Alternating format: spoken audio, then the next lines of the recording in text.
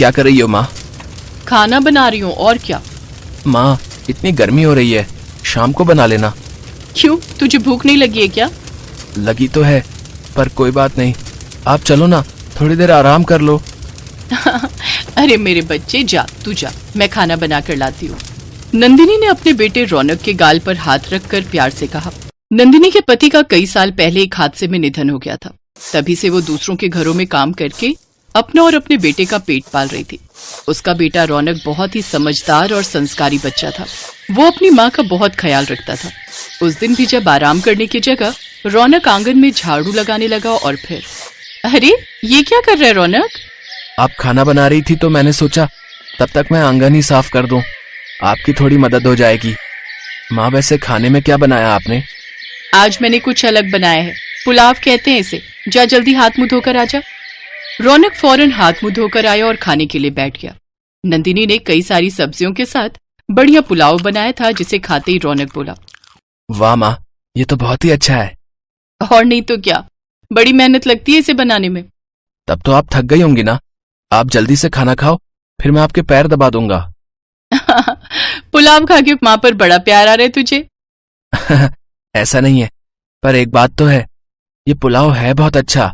माँ, एक बात पूछूं? हाँ पूछना। ये बिरयानी भी इसे ही कहते हैं क्या? नहीं, तूने कहाँ से सुना बिरयानी का नाम? वो कल क्लास में सलीम बता रहा था कि कल उसके घर में अंडा बिरयानी बनी थी। बिरयानी बनती तो चावलों से ही है, लेकिन वो पुलाव से थोड़ी अलग होती है।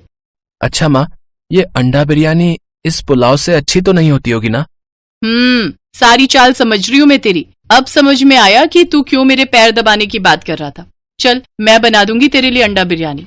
रौनक की चोरी पकड़ी गई थी और इस बात पर वो दोनों जोर जोर से हंसने लगे। इसी तरह कई साल बीत गए। अब रौनक जवान हो गया था और नंदिनी बूढ़ी। रौनक ने कई जगह नौकरी ढूंढने की कोशिश की, पर उसे कहीं भी नौकरी नहीं मिली। इसीलिए मजबूरी में नंदिनी को अभी भी दूसरों के घरों में काम करना पड़ रहा था। और फिर एक दिन, आओ माँ, जल्दी से हाथ मुंह धो लो, मैंने आपके लिए खाना बनाया है। क्या तूने खाना बनाया है? हाँ माँ, आप सारा दिन काम करती हो और मैं नालायक कुछ भी नहीं कर पा रहा। ऐसा क्यों बोलता है पगले, अभी तो मैं काम कर सकती हूँ। नहीं माँ, अब काम करने की उम्र मेरी है, पर क्या करूं, मुझे कोई नौकरी ही नहीं दे रहा। हर जगह भारी घूंस मांगते हैं सब। तू चिंता मत कर, देखना एक दिन तू खूब पैसे वाला बनेगा। पता नहीं वो दिन कब आएगा। अच्छा वो सब छोड़ो, जरा देखो तो सही मैंने आपके लिए क्या बनाया है। जैसे ही रौनक ने पतीला खोला तो नंदिनी हैरान रह गई। रौनक ने उसके लिए अंडा बिरयानी बनाई थी। पतीले से बहुत ही अच्छी खुशबू आ रही थी और फिर, अरे वाह, खुशबू तो बहुत अच्छी आ रही है, लेकिन तूने अंडा बिरयानी कब बनानी सीख ली रे? बस आपको देखकर। अब बातें मत करो, जल्दी से खाकर बताओ ना कैसी बनी है। पहली बार रौनक ने अपनी माँ के लिए खाना बनाया था और फिर जैसे ही नंदिनी ने पहला निवाला खाया, अरे वाह रौनक, कितनी बढ़िया बनाई है रे तूने, एकदम बढ़िया, मजा आ गया। अब से तू ही बनाएगा हमेशा ये अंडा बिरयानी। ठीक है माँ, जैसा आप कहो। फिर दोनों माँ बेटा चाव से अंडा बिरयानी खाने लगे। तभी दरवाजे से रौनक के दोस्त सलीम की आवाज आती है। रौनक, रौनक कहाँ है तू? सलीम आजा, हम खाना खा रहे हैं, आजा। आदाब खाला, कैसी हो? मैं ठीक हूँ सलीम, तू कैसा है? बस आपकी दुआएं हैं खाला। ओहो, खुशबू तो बड़ी अच्छी आ रही है। आज क्या बनाया है खाला? आज तेरे दोस्त ने अंडा बिरयानी बनाई है, खाकर देख, आजा। अंडा बिरयानी का नाम सुनते ही सलीम झट से थाली लेकर बैठ गया और पहला निवाला खाते ही सलीम ने कहा, अरे वाह मियाँ, छुपे रुस्तम निकले तुम तो, है भाई, माशाअल्लाह क्या हुनर पाया है। अबे भाई तू छोड़ ये नौकरी वोकरी का चक्कर, तू तो अपना काम शुरू कर। अल्लाह की कसम खूब बिकेगी तेरी अंडा बिरयानी, और ना बिके तो मेरा नाम बदल देना। थोड़ी देर बाद सलीम वहां से चला गया, पर रौनक के मन में उसकी बातें बार बार घूमने लगी। और फिर अगले दिन, सुन सलीम। हाँ बोलना भाई। मैंने बहुत सोचा, तू क्या बोलता है, मैं ठेला लगा लूं क्या अंडा बिरयानी का? तू एक काम कर, वो जो स्कूल है ना अपने गांव में, अभी उसी के पास अपना ठेला लगा ले। पहले वहां शारिक नाम का आदमी अंडा बिरयानी बेचता था 50 रुपए में, पर वो उतनी मजेदार नहीं थी। अब तू वहीं से बिस्मिल्लाह कर दे। और सुन, तू चिंता मत कर, मैं तेरी मदद करूंगा, कुछ पैसे पड़े हैं मेरे पास। अपने हुनर और दोस्त की मदद से रौनक ने अपना ठेला शुरू कर दिया। पहले ही दिन उसकी दुकान पर 6-7 ग्राहक आए, जिन्हें उसकी बनाई अंडा बिरयानी बहुत पसंद आई और बची हुई अंडा बिरयानी शाम को रौनक, नंदिनी और सलीम ने खाई। धीरे धीरे रौनक के ठेले पर काफी लोग आने लगे, लेकिन उसकी दुकान पर घूम फिर कर वही 10-12 लोग ही आते थे। इससे रौनक का खर्चा तो चल जाता था, पर वो थोड़े और पैसे कमाना चाहता था। और फिर एक दिन रौनक की दुकान पर एक आदमी आया जिसका नाम आकाश था। भैया कैसी दी अंडा बिरयानी? बस 50 रुपए की भैया जी। अच्छा तो फिर लगा दो 1 प्लेट। अभी लो भैया। आकाश को रौनक की अंडा बिरयानी बहुत पसंद आई। उसने अपनी उंगलियां चाटते हुए कहा, अरे वाह भैया, हमारे इलाके में इतनी अच्छी अंडा बिरयानी मिलती है और हमें ही ये बात नहीं पता थी। आपको तो फुर्सत ही नहीं मिलती होगी, शाम तक तो सारी बिक जाती होगी। कहाँ भैया, गिने चुने 10-12 लोग ही आते हैं, बस गुजारा चल जाता है। अरे क्या बात कर रहे हो? इसका मतलब यहाँ लोगों का आना जाना कम है। तुम एक काम क्यों नहीं करते? रेलवे स्टेशन के अंदर क्यों नहीं बेचते अपनी अंडा बिरयानी? पर भैया स्टेशन के अंदर कैसे? अरे तुम चिंता मत करो, मेरा नाम आकाश है और मैं ट्रेन चलाता हूँ, यानी लोको पायलट हूँ। अभी स्टेशन पर वेंडर के लिए टेंडर निकल रहे हैं, थोड़ी सी फीस लगेगी और देखना भीड़ लग जाएगी तुम्हारे स्टॉल पर।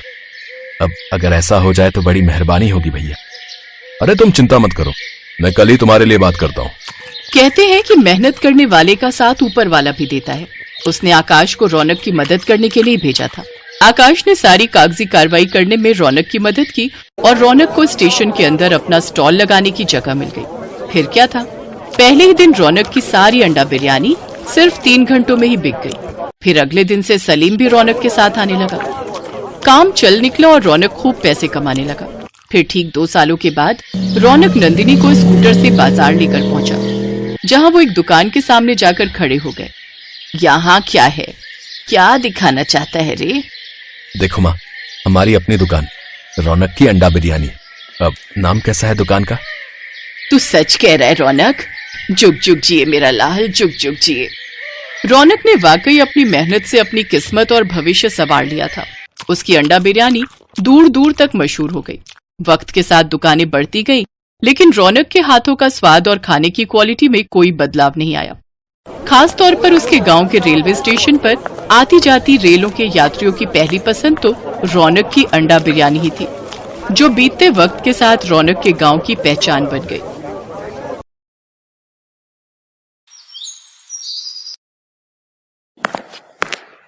माँ, तुम रो क्यों रही हो? बेटा, तेरे नाना जी की तबीयत बहुत खराब है, हमें जल्दी से गांव जाना होगा। पर माँ, नाना जी को क्या हुआ? ललिता की बात सुनकर छोटा रौनक भी उदास हो गया। ये कहानी है ललिता और उसके 6 साल के बेटे रौनक की। ललिता के पति मुकेश की बहुत पहले ही मौत हो गई थी। मुकेश के जाने के बाद रौनक की जिम्मेदारी ललिता पर ही थी। वो मेहनत मजदूरी करके रौनक और अपना पेट पाल रही थी। उस दिन ललिता को पता चला कि उसके पिताजी की तबीयत बहुत खराब है और वो अपनी आखिरी सांसें गिन रहे हैं। ये सुनते ही ललिता ने फौरन कुछ कपड़ों की एक पोटली बनाई और रौनक को साथ लेकर रेलवे स्टेशन की तरफ पैदल ही चल पड़ी। माँ, हम ट्रेन से जाएंगे? हाँ बेटा, इस टाइम गांव जाने के लिए कोई बस नहीं मिलेगी, इसीलिए ट्रेन से जाना पड़ेगा। अच्छा सुनो माँ, कुछ खाने को है क्या? बहुत भूख लग रही है। ललिता के घर से रेलवे स्टेशन की दूरी बहुत ज्यादा थी और पैदल चलते चलते रौनक को बहुत तेज भूख लग गई थी। ललिता ने अपनी पोटली खोली तो उसमें 2 सूखी रोटी रखी थी और साथ में एक प्याज था। सूखी रोटी देखकर रौनक का मुंह बन गया, लेकिन वो भी जानता था कि उसकी माँ ललिता और वो बहुत तेजी में स्टेशन के लिए निकले थे।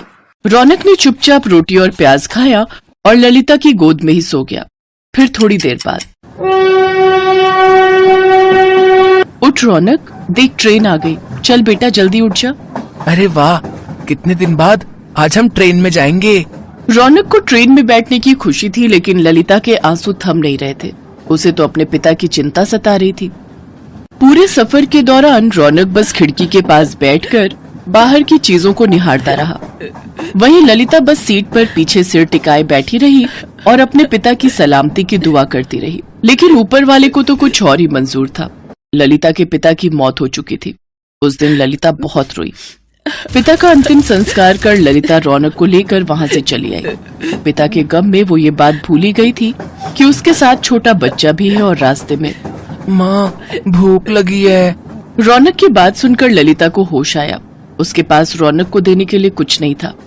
तभी वहां से एक आदमी गुजरा जो चिप्स और केक बेच रहा था। भैया, चिप्स हैं क्या?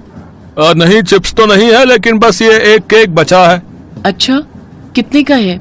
छोटे वाले तो सारे बिक गए, बस ये 60 वाला है। बताइए, दे दूं? ललिता ने अपनी साड़ी के पल्लू में लगी गांठ खोली तो उसमें कुल मिलाकर बस 40 रुपए ही थे, जिन्हें देखकर वो केक वाला खुद ही वहां से चला गया। रौनक भी समझ गया कि केक लेने के लिए उसकी माँ के पास पैसे नहीं है और खिड़की की तरफ देखने लगा। रौनक बहुत ही समझदार था। उसने अपनी माँ से फिर कोई जिद नहीं की। कई घंटों के सफर के बाद ललिता और रौनक अपने स्टेशन पहुंच गए। वहां पहुंचते ही रौनक रोने लगा। ललिता समझ गई कि अब रौनक से भूख बर्दाश्त नहीं हो रही है। तभी वहां एक दुकान से आवाज आई, पूरी सब्जी खा ली है, 20 रुपए में ही है। उस आदमी की आवाज सुनकर ललिता को ऐसा लगा जैसे उसकी मुराद पूरी हो गई। ललिता ने सोचा कि वो 2 आलू पूरी खरीदेगी, एक रौनक खाएगा और एक वो भी खा लेगी। उसने भी तो 2 दिन से कुछ नहीं खाया था। ललिता ने 40 रुपए देकर आलू पूरी खरीदी। में बहुत थोड़े से आलू और सिर्फ 2 ही पूरियां थी। ये देखकर ललिता ने अपना डिब्बा भी रौनक को दे दिया। रौनक ने पेट भरकर खाना खाया और फिर शाम को, माँ, पेट में बहुत तेज दर्द हो रहा है और 3 बार उल्टी भी हो चुकी है। इतना कहते ही रौनक बेहोश हो गया। ललिता फौरन उसे डॉक्टर के पास लेकर पहुंची तो डॉक्टर ने उसे बताया कि रौनक को फूड पॉइजनिंग हुई है। ललिता को समझते देर नहीं लगी कि ये सब उस आलू पूड़ी की वजह से हुआ है जो उसने रेलवे स्टेशन से खरीदकर रौनक को खिलाई थी। फिर पूरे 1 हफ्ते बाद जब रौनक की तबीयत में कुछ सुधार हुआ तो उसने अपनी माँ से कहा, माँ, वो आलू पूरी बहुत ही गंदी थी, मैं उसी से बीमार हुआ हूँ। पता नहीं मेरे जैसे और कितने बच्चे बीमार होंगे उन गंदे अंकल की आलू पूरी खाकर। रौनक ने $1,00,000 की बात कही थी, जिसे सुनकर ललिता सोच में पड़ गई। और फिर थोड़ी देर सोचने के बाद ललिता को उसके जीवन का मकसद मिल गया और नया रोजगार भी। ललिता ने स्टेशन के पास ही अपनी नई झोपड़ी बनाई और वहीं बड़ी सी कढ़ाई रखकर एकदम ताजी आलू की सब्जी और गर्मा गर्म पूरियां तलने लगी। आ जाओ, बस 20 रुपए में 6 पूरी और ढेर सारी सब्जी खा लो। उसकी बनाई आलू पूरी बहुत ही स्वाद बनी थी और सिर्फ 20 रुपए में अब वहां हर किसी का पेट भर रहा था। तभी वहां एक औरत आई। उसके साथ एक छोटा बच्चा भी था, जिसे देखकर रौनक ने कहा, आराम से खाओ और जितना जी चाहे उतना खाओ। इसे खाकर तुम्हारी तबीयत खराब नहीं होगी, क्योंकि ये आलू पूरी मेरी माँ ने बनाई है, उन गंदे अंकल ने नहीं।